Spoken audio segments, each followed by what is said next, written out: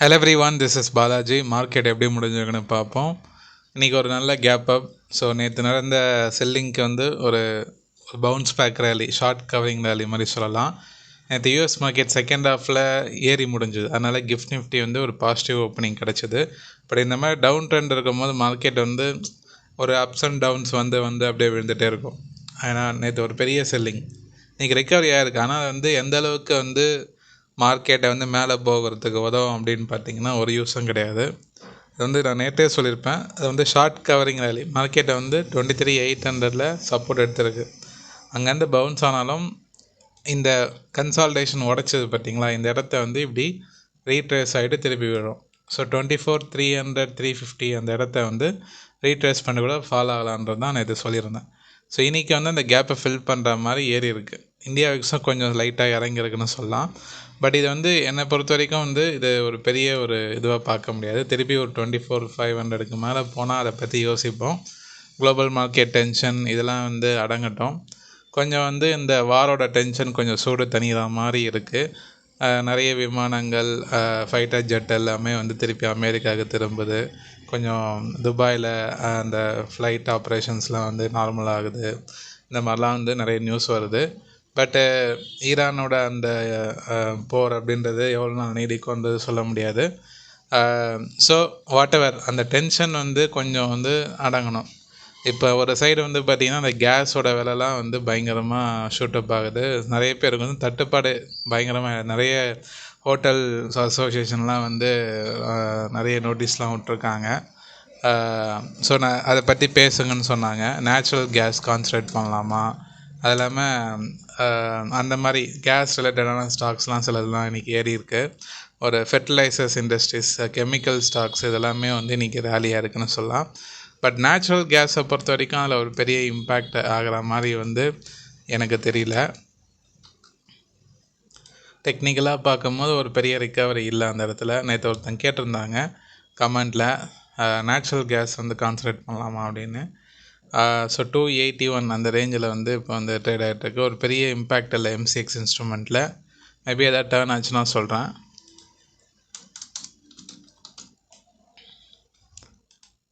But இது எல்லாமே ஒரு டெம்பரவரி தான், நல்லா தெரிஞ்சுக்கிங்க. இந்த விலையேற்றம், இந்த தட்டுப்பாடு, இந்த கூழோட ரைஸ் எல்லாமே ஒரு ஒரு ஷார்ட் பீரியட் அந்த ஸ்பெக்குலேஷன் தான் க்ரியேட் ஆகும். லாங் ரனில் இதே நீடிக்கும்னு சொல்ல முடியாது. டெக்னிக்கலாக அந்த ஒரு ஸ்பார்க் வருதில்ல, அந்த ஸ்பார்க் காம் டவுன் ஆனதுக்கப்புறம் அந்த ட்ரெண்ட் அதை ஃபாலோ பண்ண ஆரம்பித்தோம். அதில் வந்து ஒரு இன்வெஸ்டர்ஸ் வந்து இந்த மாதிரி டைமில் வந்து இப்படி தான் இது மாதிரி தான் இருக்கும் போல அப்படின்ற மாதிரி நினச்சிக்காதீங்க. That is not a real thing. Okay right. So இப்போ ஆக்சுவலாக வந்து யூஎஸ் மார்க்கெட் ஓப்பன் ஆகிடுச்சு. நான் ரெக்கார்ட் பண்ணுற time 7:30. So market, US market இப்போ ட்ரேட் ஆகிட்டு இருக்குது, மைனஸில் தான் ட்ரேட் ஆகிட்டுருக்கு. ஸோ ஓப்பனிலேருந்து க்ளோஸ் டு ஒரு 0.7% வந்து நெகட்டிவ் தான் ட்ரேட் ஆகிட்டுருக்கு. கிஃப்ட் நிஃப்டியும் வந்து இப்போ நெகட்டிவ் சைனில் தான் வந்து ட்ரேட் ஆகிட்டுருக்கு. ஸோ ஒரு மாதிரி வந்து அதே அந்த ரிக்கவரி ஆனதுக்கு ஈக்குவலாக அப்படியே இறங்க ஆரம்பிச்சிருக்கு. ஸோ ஒரு வீக்னஸ் தான், அது அப்ஸ் அண்ட் டவுன்ஸ் இருக்க தான் செய்யும். பட் டெக்னிக்கலி ஸ்பீக்கிங் ஸ்ட்ராங்காக அந்த இடத்த உடச்சிருக்கு. திருப்பி நேற்று ஒருத்தர் கமெண்ட் பண்ண 22,000 வந்து கண் முன்னாடி தெரியுற ப்ரோ அப்படின்னு. நான் திருப்பி சொல்கிறேன், 23,800 கிராஸ் ஆகி மார்க்கெட் ஒரு பேரிஷ் கேண்டில் வந்தது அப்படின்னா பேனிக் செல்லிங் தான். பேனிக் செல்லிங் வருதோ இல்லையோ டவுன் ட்ரெண்டுக்கு திரும்பிடும். டெக்னிக்கலாக ஸ்லோவாக வர ஆரம்பிச்சிடும். டவுன் ட்ரெண்டுக்கு விழுந்தால் வேகமாக விழும், இல்லைனா ஸ்லோவாக ப்ரீத் பண்ணி வர ஆரம்பிச்சிடும். ஸோ அது crucial time. So any weakness below 23,800 will leads to the panic selling. So அதுக்கப்புறம் டீப் கரெக்ஷன் இருக்குது. அது நடக்கக்கூடாதுன்றது என்னோடய விருப்பம். பட் அதுக்கு வந்து மார்க்கெட் வந்து திருப்பி 24,500க்கு மேலே போகுதான்றது பார்ப்போம். இன்றைக்கி நடந்தது வந்து ஒரு ஷார்ட் கவரிங் ரேலி தான். இதை வச்சு முடிவு பண்ணிக்காதீங்க, எப்படி டெவலப் ஆகுதுன்றதை பார்ப்போம். ஓகே. நிஃப்டி பேங்க்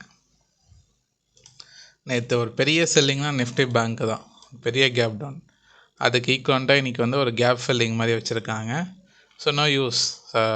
கிட்டத்தட்ட பேங்க் நிஃப்டி அலோன் இந்த இடத்துலேருந்து பார்க்க போனால் 10% வந்து ஒரு 10 ட்ரேடிங் செஷனில் விழுந்திருக்கு. ஸோ ஒரு ஷார்ப்பான ஒரு profit booking, that is meaningful also. ஏன்னா பேங்க் நிஃப்டி பெரிய லெவலில் இது வரைக்கும் விழலை. லாங் டேர்மில் பார்க்கும்போது ஒரு சின்ன சின்ன கரெக்ஷனோட கண்டினியூ அப் ட்ரெண்ட் ஆகிட்டே தான் இருக்குது. நிஃப்டி விழும்போது கூட பேங்க் நிஃப்டி ஸ்டேபிளாக இருந்துகிட்டு இருந்தது. இப்படி இந்த வார காரணமாக வச்சு நல்லா ப்ராஃபிட் புக்கிங் பண்ணியிருக்காங்க. எனக்கு தெரிஞ்சு பேங்க் நிஃப்டியோட செல்லிங் வந்து கொஞ்சம் இடத்துல பிரேக் ஆகிறதுக்கு வாய்ப்பு இருக்குது. பேங்க் நிஃப்டி இந்த 55,000 56,000 கிராஸ் ஆகாமல் இந்த இடத்துல ட்ரேட் ஆகி ரிவர்சல் ஆகுதான்னு பார்ப்போம். ரிவர்சல் ஆச்சுன்னா நிஃப்டியும் ரிவர்சல் ஆக சான்ஸ் இருக்குது. ஏன்னா இதுக்கு அடுத்த ஸ்டாப் வந்து இதுதான். இப்போ ஒரு ஸ்டாப் முடிஞ்சிருச்சு, ஓகேவா? இப்போ அடுத்த ஸ்டாப் வந்து 53,600 தான். அதுக்கு வந்து திருப்பி அந்த சப்போர்ட்டை உடைக்கணும். 56,000 உடைச்சா அடுத்த ஸ்டாப். ஆனால் ஒன்றோட சப்போர்ட்டும் ரொம்ப லாங்காக இருக்குன்றது மைண்டில் வச்சுக்கிங்க. சின்ன சின்ன சப்போர்ட்ஸ் தான் கிடையாது, இதெல்லாம் லாங் டேர்ம் சப்போர்ட்ஸ். ஸோ டெக்னிக்கலாக எது முக்கியமான சப்போர்ட்டு நான் அதுதான் சொல்கிறேன் உங்களுக்கு. சின்ன சில இடத்துலலாம் வந்து பார்த்திங்கன்னா ஒரு கேனலுக்கும் ஹை லோ சப்போர்ட்னு வரைஞ்சி வச்சுருப்பாங்க, கிளாரிட்டி இல்லாமல். பட் அதெல்லாம் மார்க்கெட் ரெஸ்பெக்ட் பண்ணாது. எது ரெஸ்பெக்ட் பண்ணுமோ அதுதான் நான் உங்களுக்கு வீடியோவில் சொல்கிறது, as per the price action.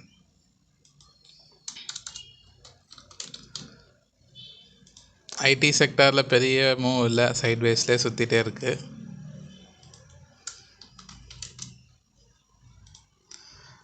நேற்று கமெண்டில் ஒருத்தர் கேட்டிருந்தார், லார்ஜ் கேப் ஸ்டாக்ஸும் நல்லா டிப்பில் இருக்குது, கான்சன்ட்ரேட் பண்ணலாமா அப்படின்னு. இண்டெக்ஸே ஃபோக்கஸ் பண்ணுங்கள். இண்டெக்ஸே 10% விழுந்துருக்கு, நிஃப்டி இண்டெக்ஸ். இன்னும் ஒரு 10% விழுந்ததுன்னு வச்சுக்கிங்களேன், இண்டெக்ஸே நல்ல டிப்பில் இருக்கும். இண்டெக்ஸ் ஃபண்ட்லேயே கான்சன்ட்ரேட் பண்ணலாம். இப்போ ஹெச்டிஎஃப்சி பொறுத்த வரைக்கும் பார்த்திங்கன்னா நல்ல அந்த டபுள் டாப் அப்படின்ற ஒரு மேட்ரை வந்து முடிஞ்சிருச்சு, கிட்டத்தட்ட முடிஞ்சிருச்சு. 800 ரொம்ப ஸ்ட்ராங் சப்போர்ட்டு. ஹெச்டிஎஃப்சி ஃபோக்கஸ் பண்ணுறவங்க 800 பக்கத்தில் வந்தால் கான்சன்ட்ரேட் பண்ணலாம். இதுவே நல்ல டைம் தான், லாங் டேர்முக்கு சொல்கிறேன், ஓகேவா? உடனேலாம் ரெக்கவரி ஆகாது லார்ஜ் கேப்லாம். ரொம்ப நாள் நீங்கள் வெயிட் பண்ணுற மாதிரி இருக்கும். வாங்கினாலும் அந்த இடத்துக்கு ஆவரேஜ் திருப்பி அந்த ப்ரீவியஸ் ஆகி போகிறதுக்கு கிட்டத்தட்ட 1 வருஷம் 1.5 வருஷம் கூட டைம் எடுத்துக்கும். நம்ம லக்கு மொமெண்டம் இருந்ததுன்னா வேகமாக போயிடும் 2-3 மாதத்தில். இல்லைனா வெயிட் பண்ணுற மாதிரி இருக்கும். ஆனால் வந்து இது கரெக்டான டைம். ஆனால் எஸ், கரெக்டான டைம், அதில் சந்தேகம் கிடையாது. ஏன்னா ஹெச்டிஎஃப்சி மட்டும் ஆல் டைம் ஹைலேருந்து இது வரைக்குமே வந்து பார்த்திங்கன்னா 19% ஃபால் ஆகிருக்கு. அதில் இப்போ ரெக்கவரி ஆகி 16-17% செட்டில் ஆகிருக்கு. ஸோ ஹெச்டிஎஃப்சி ஐசிஐசிஐ பேங்க்லாம் இப்போ நல்லா டிப்பில் இருக்குது.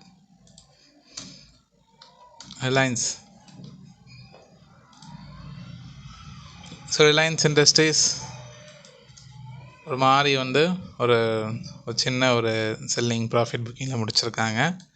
இன்னும் ப்ராப்பர் பிரேக் அவுட் வரலை ரிலையன்ஸை பொறுத்த வரைக்கும். அட்லீஸ்ட் 144 கிராஸ் ஆனால் கன்சிடர் பண்ணலாம். அந்த இடத்த கிராஸ் ஆகும் போது ஓரளவுக்கு ஒரு பாசிட்டிவ் சென்டிமெண்ட் வரும். ஸோ ஏன்னா இருந்தாலும் ஃபெபனாக்கோட அந்த செல்லான் ரைஸ் ஏரியா விழக்கூட வாய்ப்பு இருக்கும். ரிக்கவரி ஆகிருக்கு. ஏன் இருக்கிறதுனா அந்த க்ரூட் ஆயில் ப்ரைஸ்லாம் வந்து கொஞ்சம் பூம் ஆனதுனால உங்களுக்கு ரிலையன்ஸ் நல்லா ரிக்கவரி. ஆக்சுவலாக க்ரூட் ஆயிலே வந்து பார்த்திங்கன்னா உங்களுக்கு டாப் அவுட் ஆகிடுச்சு. அதோட ஆல் டைம் ஹை அன்றைக்கே டச் ஆகிடுச்சு. ஃப்ரைடேவே டச் ஆகிட்டு இன்றைக்கி வந்து ஒரு ப்ராஃபிட் புக்கிங் கிட்டத்தட்ட வந்து 10,000 வரைக்கும் ஹை போயிட்டு, எனக்கு தெரிஞ்சு க்ரூட் ஆயில் அதுக்கப்புறம் நெக்ஸ்ட்டு ட்ரெண்டு வந்து அபவ் 10,000 எம்சிஎக்ஸில் சொல்கிறேன். ஸோ க்ரூட் ஆயில் வந்து இதுக்கப்புறம் வந்து கான்சன்ட்ரேட் பண்ணாதீங்க, ப்ராஃபிட் கட் பண்ணிவிடுங்க. திருப்பி அதை ஆல் டைம் ஹை உடைச்சா தான் வந்து ட்ரெண்ட் ஆகும். அதுக்குள்ளே இந்த வார் நியூஸ்லாம் முடிஞ்சிடும். எனக்கு தெரிஞ்சு இந்த வாரம் மையமாக வச்சு நல்ல ஒரு ஹை எடுத்திருக்காங்க. இந்த பிரேக் அவுட் ஆகும்போது நான் சொல்லியிருந்தேன் நல்ல ரேலி. இதுக்கப்புறம் அது மேலே போகிறது திருப்பி ஒரு 9,700 800 மேலே போனால் கான்சன்ட்ரேட் பண்ணுங்கள். இல்லைனா இதை அவாய்ட் பண்ணுங்கள். க்ரூட் ஆயிலில் ஃபோக்கஸ் பண்ணுற நண்பர்கள் யாராவது வந்து எம்சிஎக்ஸை ட்ரேட் பண்ணுறா இருந்தால் ஸோ இந்த இடத்த வந்து ஒரு ஸ்ட்ராங் ரெசிஸ்டன்ஸாக ஆக்ட் ஆகுது. ப்ராஃபிட் கட் பண்ணுறதுக்கு ட்ரை பண்ணுங்கள் இந்த இடத்துல வந்து லாபத்தில் இருந்தீங்கன்னா. ஓகே, ஸோ நல்ல குவாலிட்டியான ஸ்டாக்ஸ் ஃபோக்கஸ் அந்த ஃபார்மா ஹெல்த் கேர் அதுதான் வந்து ஓரளவுக்கு வந்து ரிலையபிளாக வந்து போயிட்டுருக்கு. ஸோ இந்த நிஃப்டி ஃபார்மாலாம் வந்து ஒரு பிரேக் அவுட் ஆகிற மாதிரி தெரியுது. பிரேக் அவுட் பாயிண்டில் இருக்குது. நிஃப்டி ஃபார்மா பிரேக் அவுட் ஆச்சுன்னா ஃபார்மா இருக்க எல்லா ஸ்டாக்ஸும் பிரேக் ஆகும். சன் ஃபார்மா, டாக்டர் ரெட்டி, நிறைய சொல்லிகிட்டே போகலாம். ஸோ நிறைய ஃபார்மா ஸ்டாக்ஸ் வந்து பிரேக் ஆக சான்ஸ் இருக்குது. ஸோ இன்னொரு விஷயம், மார்ச் மந்த்துக்கான ப்ரைஸ் ஆக்ஷன் கிளாஸஸ் ரெஜிஸ்ட்ரேஷன் போயிட்டுருக்கு. கம்மிங் சாட்டர்டேலேருந்து ஸ்டார்ட் ஆகுது. விருப்பப்படுறவங்க கீழே டிஸ்கிரிப்ஷன் லிங்க் இருக்கும், செக் பண்ணி ஜாயின் பண்ணிக்கிங்க. 2 ஸ்லாட்டு நடக்கும், ஸ்லாட் 1 ஸ்லாட் 2. ஸ்லாட் 1 அப்படின்றது 1 மந்த்து டைம், ஸ்லாட் 2ன்றது 2 மாதம் பண்ணுவீங்க. ஸோ ஏன் எதுக்கு இந்த வித்தியாசம்னா, உங்கள் ஸ்லாட் 1 உனக்கு ப்ரைஸ் ஆக்ஷன் லெவல் 1. எனக்கு வந்து ஷார்ட் டேர்ம் இன்வெஸ்ட்மெண்ட் ஓரளவுக்கு நான் பொறுமையாக தான் பண்ணுவேன், பொசிஷன் ட்ரேட் தான் பண்ணுவேன்னா ஸ்லாட் 1 நீங்கள் ஜாயின் பண்ணலாம். கொஞ்சம் டெப்த்தாக படிப்பேன், நான் வந்து இன்ட்ராடே பண்ணணும், ஸ்விங் ட்ரேட்லேயே இன்னும் நிறைய டெக்னிக்லாம் கற்றுக்கணும் அப்படின்னா ஸ்லாட் 2 வரைக்கும் வரலாம் நீங்கள்.